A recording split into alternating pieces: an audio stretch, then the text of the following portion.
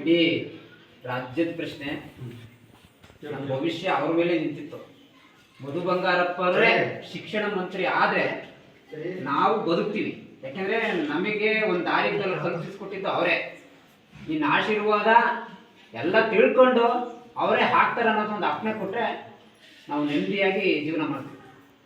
ಇನ್ನು ಇದ್ರ ದಾರಿ ಮೇಲೆ ಇದ್ದೀವಿ. ನಮ್ಮೆಲ್ಲ ಅನಿಸಿಕೆ ಮಧು ಬಂಗಾರಪ್ಪನವರೇ ಶಿಕ್ಷಣ ಮಂತ್ರಿ ಆಗಬೇಕು. ನೀವು ಧೈರ್ಯವನ್ನು ತುಂಬಬೇಕು, ಆಶೀರ್ವಾದವನ್ನು ಮಾಡಬೇಕು.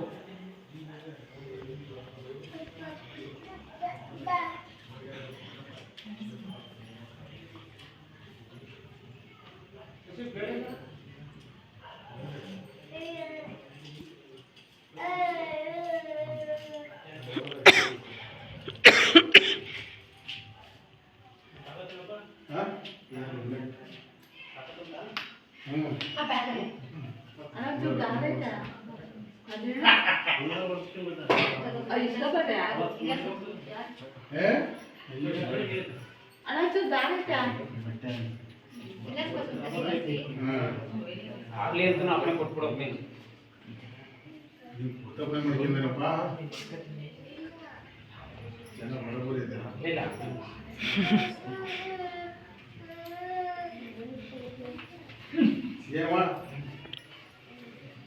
ಎಲ್ಲ ತುಡುಗಲ್ಲ ಯಾರಿಗೆ